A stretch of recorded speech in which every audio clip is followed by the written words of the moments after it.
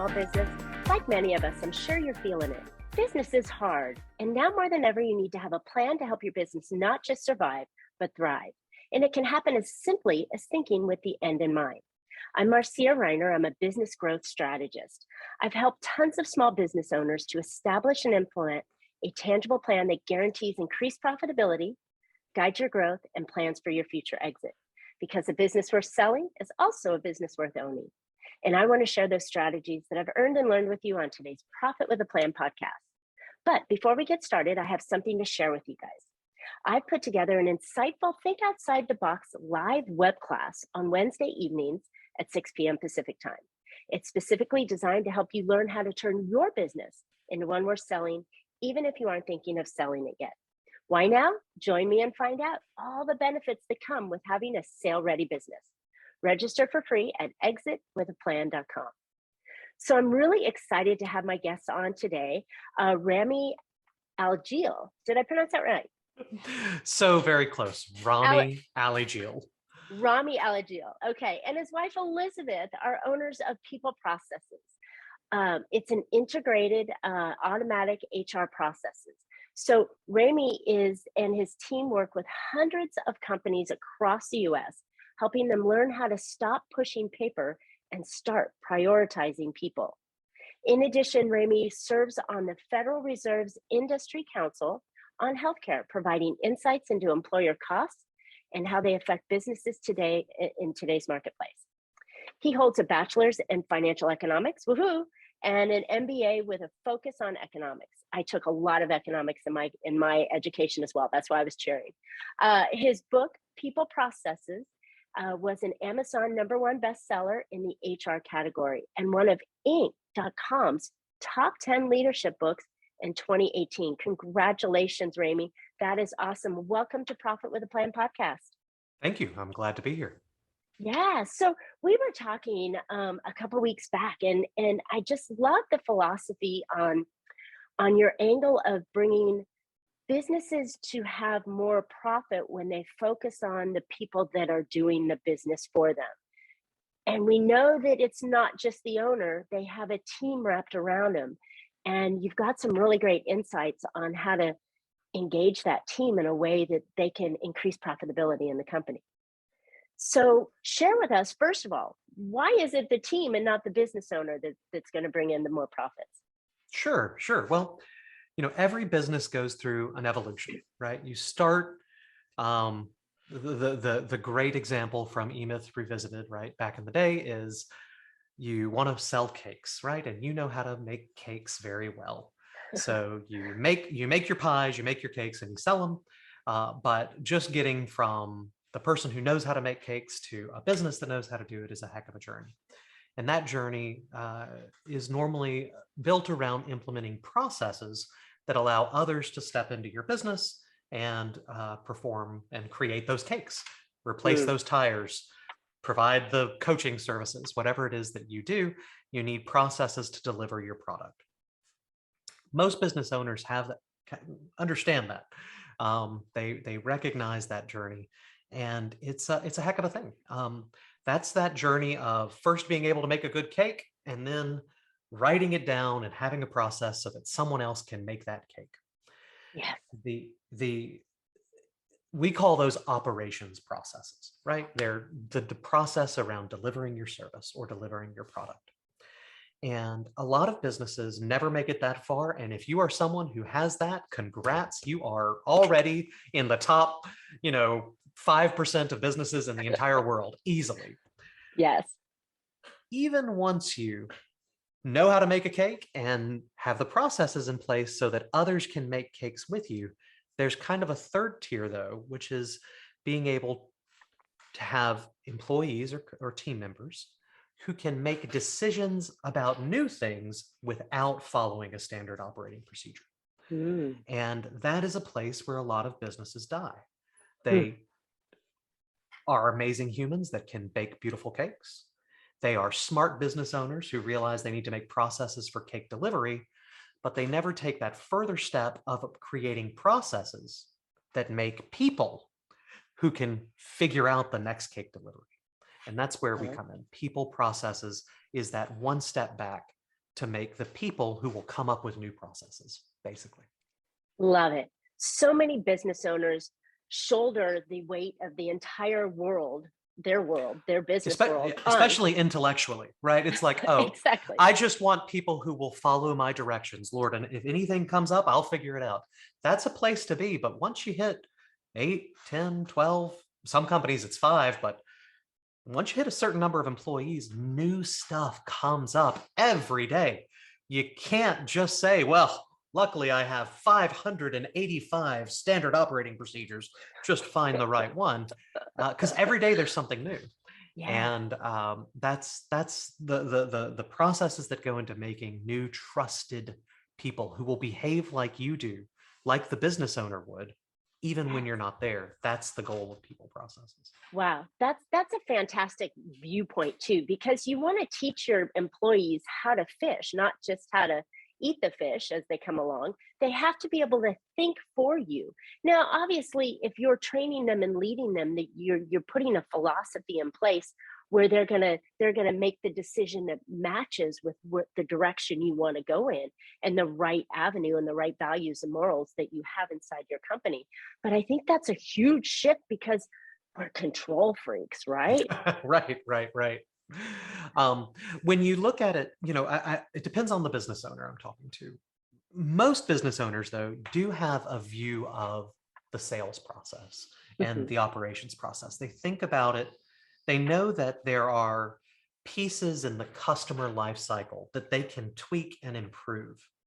So there's marketing, that general view of the marketplace and making sure people know your name. There's then some sort of qualification, turning every random person who hears about you into someone who potentially you should work with. There's the sales process of actually closing them. Then you're implementing them, whether it's a service or a product. You've got to get all the information, make sure their expectations are set, close the sale, all those sorts of items. You got to go then make your product and deliver it and hopefully get referrals. Those are often the processes, the life cycles in a product or a service. Well, the same thing applies to your people operations. Most companies in the small business world, if they treated their customers or their product with the same care they do their employees, they'd be out of business in a heartbeat. Because they don't think about it. They don't think about it in terms of a process that they need to work on and improve. So with employees, there's recruiting, which has a component of marketing, but also qualification, making sure that the recruit is the appropriate one. There's selling, which is often the in-depth interview process, making sure that they're the right fit and you're the right fit for them. Then you've made the sale, congrats, that's an offer letter, right? Actually getting them to sign on the line, which is dotted, and leave their old job. Great, you got to close them. Then you have to implement them. We call that onboarding. That's the process of getting all the information to them and getting all the information from them that is needed as quickly and efficiently as possible.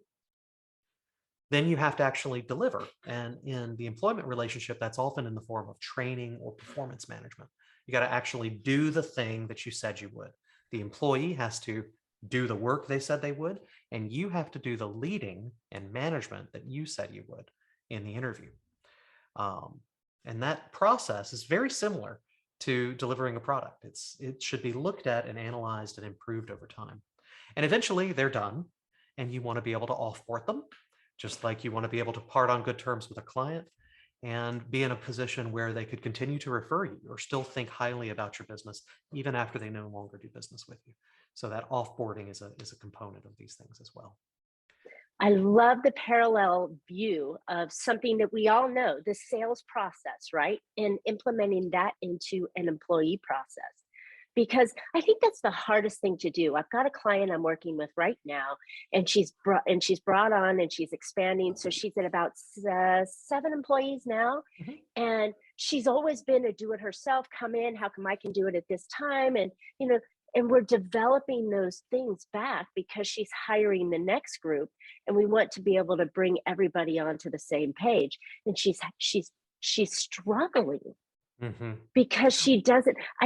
I know for a fact she didn't do all of those things, And now we're trying to put in step 8 when she hasn't done step 1 through 7. It's just like if she had launched a new product, a new oil change, a new financial product, whatever it is she does, without any of the groundwork on how is it going to get delivered, how are we going to do it consistently, how do we put in assessment to figure out if we did it right, all those things that are honestly pretty deeply ingrained in most small business owners, they never think about with their most expensive thing. Not only their most expensive, the thing that determines if anything else gets followed, their labor. Yeah. So with small businesses, you're in a position where your first few hires are pure labor arbitrage. You're looking at you as a business owner and you say, look, I make $400,000 a year. I should be making $400,000 a year. That's $200 an hour. What is the lowest value thing I do? Man, it turns out opening mail every day and scanning that in could be easily done. That is $10 an hour work, $7.50 if you're in Tennessee, $27 if you're in California, whatever you want it to be. But right. it's a lot less than 200. So you identify that as a simple, repeatable task that you can, through the power of labor arbitrage, getting more value somewhere else. So you can just have somebody else do. And a lot of times, if they're very simple, you can outsource to a third-party company. If they're a little more custom, you may need to hire someone to do internally. But for very small companies, I highly recommend business owners start with the simplest tasks, the ones that have the greatest amount of arbitrage, and the ones that are honestly not that hard to hire for. And if you screw it up, and you will, because we all do, if you screw up your second hire, it's not going to tank your company. Right. Don't start with hiring your vice president, director of operations, senior VP, which I see small businesses doing all the time. You know what I need? I need an operations director. Yeah. They hire up here instead of down here. I 100% agree with that. And that is the biggest mistake they can, because Absolutely. That's what they're also worrying about, is the pay scale for an operations level versus a letter opener at $7 to $27 an hour. Exactly. Start, and that's a huge mistake. And even, look, I have venture capital clients. I mean, I have clients that are as small as 6 and 7 employees and as large as 13,000 locations. Biggest crazy. I have small businesses that are small businesses because they came in with venture capital funding and all they've got is $20 million to spend their first few years. And they consider themselves small businesses. Yep. And those companies are sometimes the worst about this, because they think what they need to do is put together the leadership team of the chief technology officer, the chief financial officer, the chief marketing officer, and the CEO, and they have no one who actually does the product. They got one poor schmuck making $20 an hour and 5 people making 200, and it happens all the time. And that's you think as a small business owner, you need to hire a CTO or a CMO or a CFO. And the reason you can't is because you don't have money. I'm telling you, the ones that just have an infinite supply of money in the back, they do that and they go out of business. It's a terrible decision. Hire from the bottom up, find the greatest, simplest things, and that'll free you up as a business owner to make some profit. Work at your $200 an hour line and start bringing in real revenue. As you fill in the front line, the most basic, get to that 5, 7, 8, 9, 10, you have to start. There's what's called span of control. It's an HR concept. It actually comes from the military. How many people can you manage? True. The military, most arms of the US military anyway, allow 10 direct reports. So the bottom level of officership has 10 people reporting. And that's in the military, where they control every aspect of their lives and their only job is to fill that ditch. But I know the military has complicated jobs, but 10 to 1 is insane. And they can do that because they own their soul. For you as a small business owner, 7 is a stretch. 5 is probably about where you need to be. Got so it. Once you have 5, it's time to you got to have people in there who can manage, not just you. Yep. And that's where you need to be thinking beyond the processes on a day-to-day level and start thinking about the processes that will create leaders, Mm. the processes that will teach them your core values, your decision-making frameworks, your position in the market, their ability to manage and lead. Those sorts of items start giving you a lot more freedom. If you're an 8-person company and you're the business owner and you're going, just like I have 9 million things to do, everyone asks me questions every day, it may be because you have no other leaders in the organization. Right. So when that's brought up a good question in my mind, because when somebody in a small organization gets tapped on to become a leader, so say that's the person number 8 that you put above the 7 Sure. below. Um, how do you manage that person to stay as a leader of that and not start thinking that they're running side by side with the business owner? I mean, that's a large gap, but I've seen it in so many areas of the small world that you elevate that leader, and then that leader starts thinking, "Oh, I want to see numbers. I want to see, I get what you're saying. That's because you think what you're hired. I said you need a manager at 7 employees. You just heard I need a chief operations officer. No, you need a manager. right, All right. It's an ice cream exactly, store, and there's a person in charge of checking the schedules, making sure everyone is coming in at the right time, doing quick quality control checks, and making sure training is taking place as you approve. Here's how you do it. Start with an org chart and scale up a little bit. Think about your frontline people. And again, there are exceptions to the 5 to 7 rule and those kind of things, but don't, Sure. for now, just work with me there. And build out an org chart so that you have 50 employees or 30 or something like that. If you're a 5-man company, thinking about 30 employees is probably going to make your head explode. But think about that and realize you're filling in from the bottom. The goal is that you have a business that you could sell, which means the CEO role, right, is one that requires strategic leadership, but no daily activity. So build your Yes. org chart looking at it like, hey, me at the top has nothing to do today. Nothing to do today. And if you build your org chart like that, you will see what layers of management you're going to need. And hire from the bottom. So when you hire your 7th person or your 8th person and they're going to be your manager, by the way, that's probably not the way to go. You probably want to promote your 2nd person. Yep. There you go. But when you put that person in, realize that they are now a assistant store manager. They are not a store manager, and they are not a director of store operations, and they are not a CTO. Yes. They are a store manager or assistant store manager, because that's what it is on your org chart. Yes. And the reason you have to do that is because along the way, and this happens in small business All the time. And that's why I yeah. brought that up, because I see it so often that they put someone in there, and then that person, you trust them because you're relying on them to help you lead. And then it turns into this, bridezilla kind of thing, an employeezilla, that starts running way out of control because they didn't hire with that assistant store manager idea. Right. Well, and you say, oh, I don't care what your title is. I'll call you whatever you want. You're the ninja of VP sales. I've seen it 100 times. Right. But that just means that you don't have a vision for what this role is. Okay? 100%. When you're doing this, one reason you have to go from the bottom up is that you're trying to define, and one of those, we talked about deliverability. Mm-hmm. In the employee world, we call that performance management. You've mentioned core values. I break employee evaluation into 2 sections, behavior and skill. So behavior is a reflection of your core values. If your core values are responsive, polite, reliable, problem solving, whatever, those are descriptions of behavior. You can have an amazingly bright, competent, happy person who you love working with, who behaves in all the right ways. But if they're a bookkeeper and they don't know the difference between a credit and debit, they will fail on the skill side. So there's 2 parts. There's skill. Can you do the job? Do you have the competency to do the job? And behavior. You have to know what good behavior and competency looks like in every role.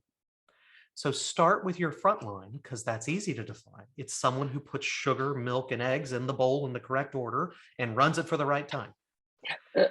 Then think about the next layer up from that. It's someone who makes sure everybody else does that, and that they're there, and that they have the supplies on hand. Maybe that's the 3 jobs of an assistant store manager. Perfect. It's easier to see. Once you have 3 of those, you're going to realize, man, I need someone who's also looking at what supplies we're going to need in 6 months. I'm going to need someone who can do projections or budgeting or strategic analysis. I need them to go shop in other stores and tell me what they're doing. And the role expands as you move up the hierarchy, but you can't start with what should the CMO do. You need to start with what does the social media clicker do. Clicker. And, Your official clicker title. That's, yeah, they post the ad. Love it. Thank God, right? Don't start with someone who has the ability to write all the copy, design the graphics, write the video, schedule everything, do consumer research and survey, and also can you answer the phones on the weekends? That's not a role. That's a God. That's you. That's you, the business owner. And there's no one else who can do it. So start low and work your way up, building competencies and core values for each role. And that way you can start, you'll start seeing them fill in. Now, if you're a 20-person company who has managed to do this without much structure, right? Every business, look, there's, you can sell, what were those silly blankets you put on that had arms? And, right. Yes. Yeah, those things, right? It was a product that's sold, and you know what? They just did it.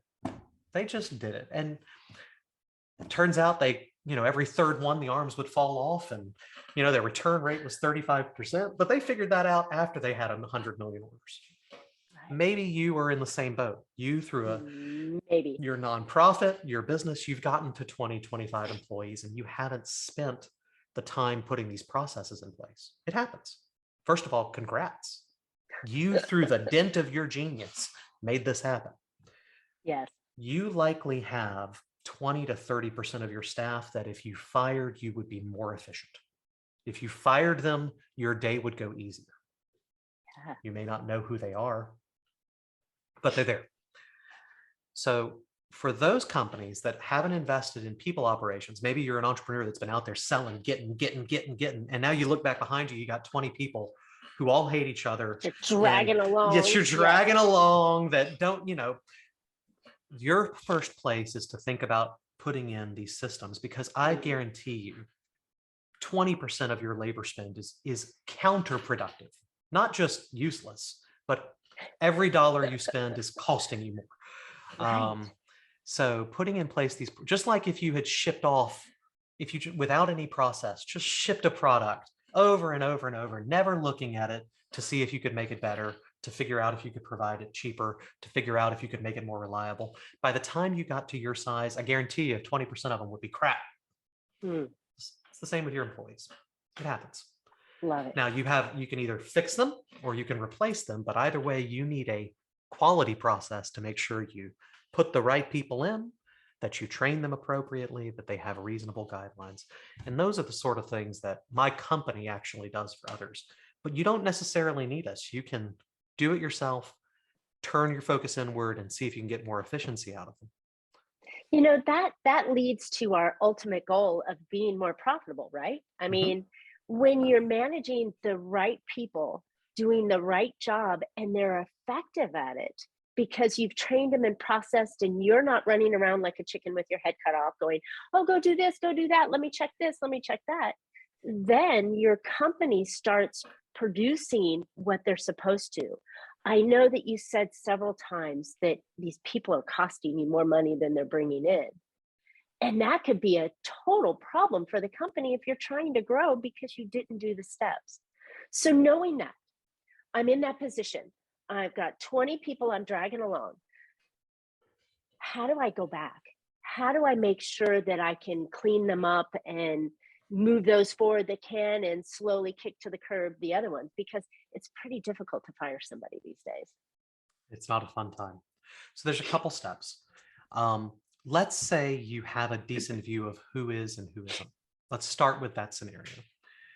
What I want you to do is list all 20 of your employees, first name, last name, and put 2 columns right after it. So Jane Doe, column 1, column 2. In column 1 at the top, I want you to write behavior, and in column 2, skills. And I want you to put in a 1, 2, or 3 in each one of those. 1 being bad, 2 being okay, and 3 being amazing. Here's a hint. You probably don't have that many amazing people. And it better be amazing on the skill and not your No, feeling in relationship to I them. want you to rank them twice, once for behavior and once for skill. So you're going to have Jane Doe 3-3. Every time I ask her to do something, she does it. I know if there's a problem, she's going to take care of it. I love her to death. And she's amazingly competent at her role. That's a 3-3. Most of your people are probably going to be a 2-2 or a 2-3 or a 3-2. I want you to take them. Yeah, or a 1-2 or a 1-1. If you come across a 1-1, just so you know, you got to fire that person. You're done. You hit the end. What you can do, take your 3-3s, or take the people who are 3s in behavior and try and identify what makes them 3s. What that we call those your core values, because they're responsive, because they're positive, whatever those items are for you. Right. Take the 1s. Oops, I hit my camera. We lost you. It'll come right back. There we go. Take the 1s and think about how different they are from those 3s to help you identify. Anyone who's a 1-1 is a fire. Anyone who is a 2-1 is either a fire or a performance improvement plan. You got to push them and fix it. And I'm talking like 30 days to knock me out of the park, or you are out the door on a 2-1. Okay. 2-2s are people, we call them push up or push out. So those are people who you've identified as your next generation of leadership.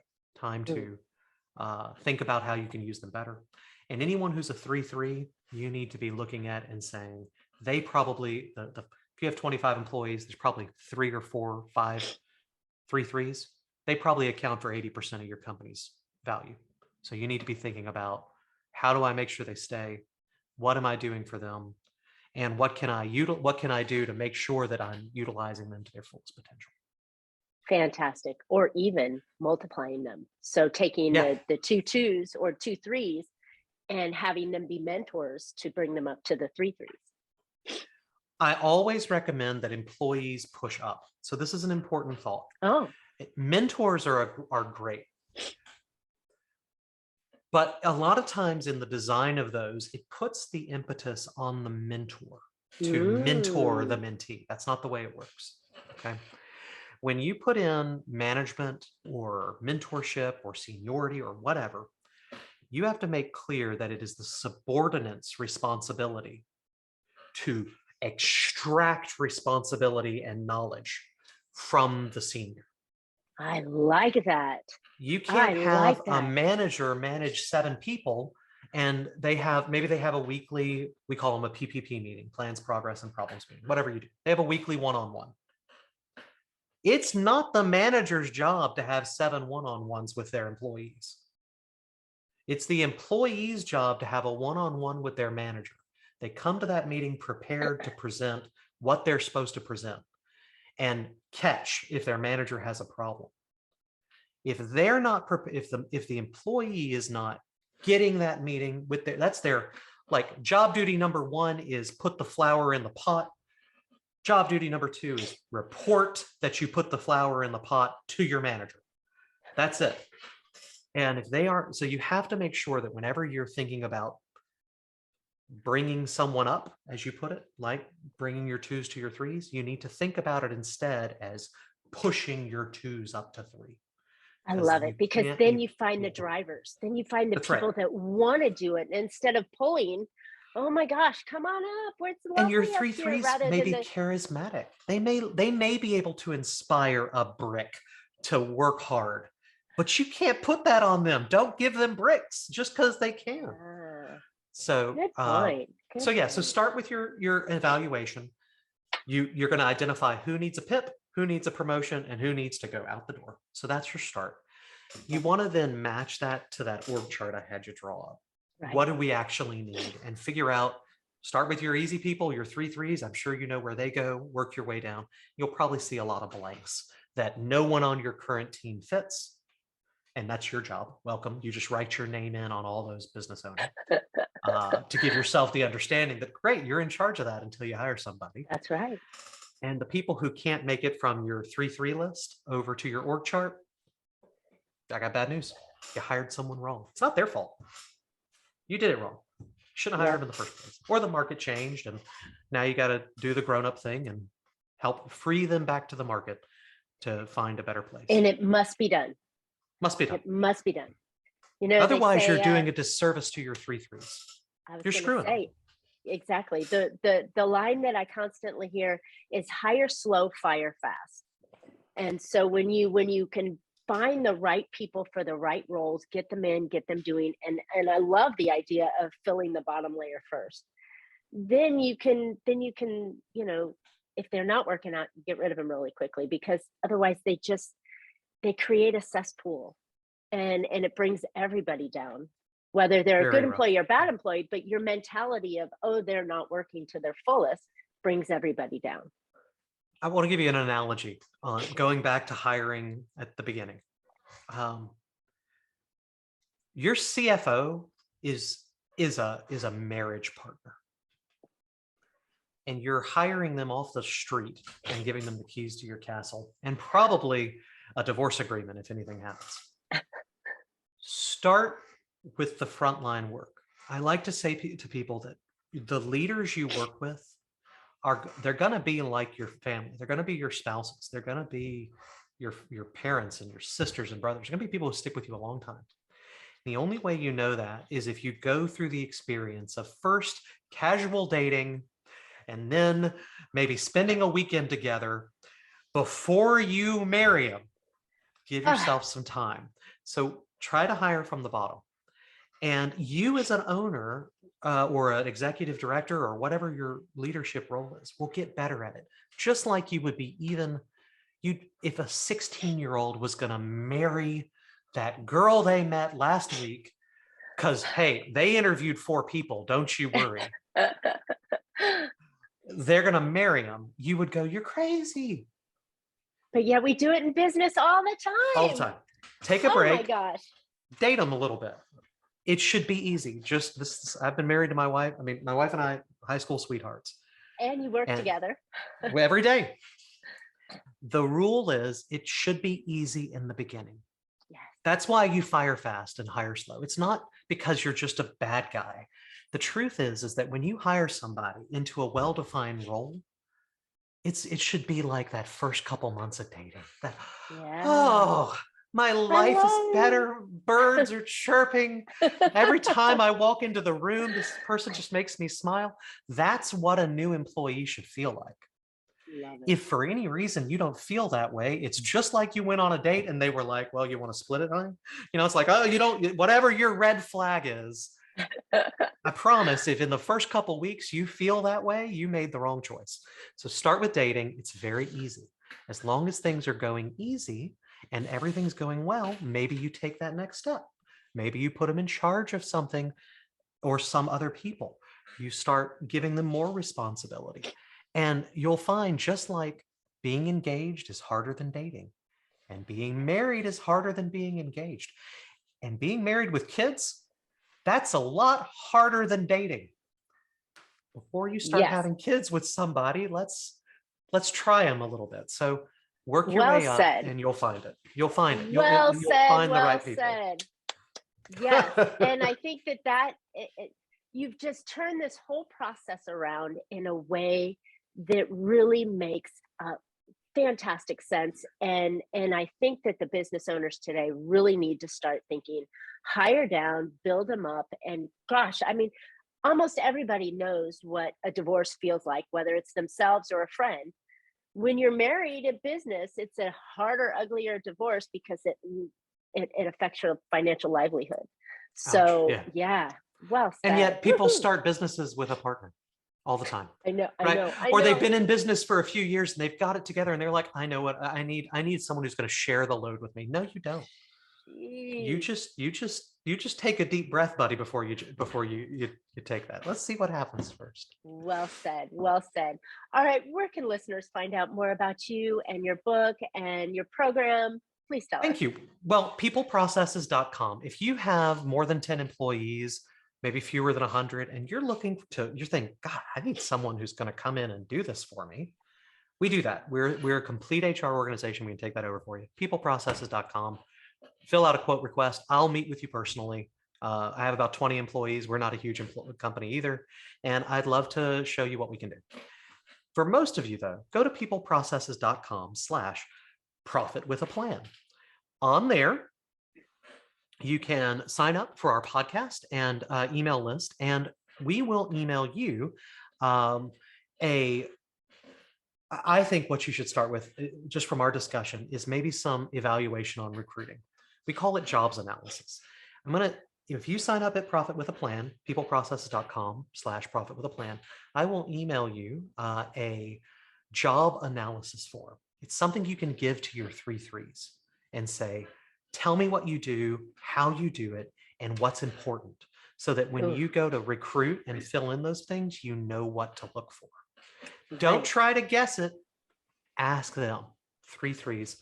Ask them what it is they do and what makes them good at it. And that's what we'll give you, a job analysis form. And of course, tons of other subscriber-only stuff on the website. Yay, thank you. I think that this is really great, really important, especially as we're transitioning into a new year. It's a great time to reevaluate what you're doing. Look at those people that you have on your team. How are they elevating the team? And like you said, how easy is it for you to work with them? I mean, these are really basic concepts, but unless you're aware of them, you can't make the shifts that are necessary and grow the business that you've always dreamed of. So thank you, Rhamy. This is perfect information for us today. So thank you for having me on. Anyone who needs help, let me know. Absolutely. Listeners, I hope you found a couple of ideas to put into your business that will help you be more profitable. This is a huge one, since it's probably your highest expense in your business, like you said, is the people that you have. So really super important. And now more than ever, it's important to build your business like you want to sell it. Don't forget to register for my new web class on how to turn your business into one worth selling. Even if you aren't thinking of selling it yet, there are tons of benefits to a sale-worthy business. And it will be on Wednesday at 6 p.m. Pacific time. Go register for free at exitwithaplan.com. You don't want to miss this class. As always, Rhamy and I would love to hear your questions, feedback. Tell us what, if you've ever built an organizational chart, right? I know there's a huge gap of you that haven't, and it might be one of the quick steps that you can take. So tell us if you've done that. And as always, subscribe, and we would love to have your podcasts on your comments on today's podcast. So as always, you can catch Profit with a Plan on any of your favorite podcast players, and we're looking forward to more great profitable information on next week's show. So until then, make your plans and profit with them. Thanks, Rhamy.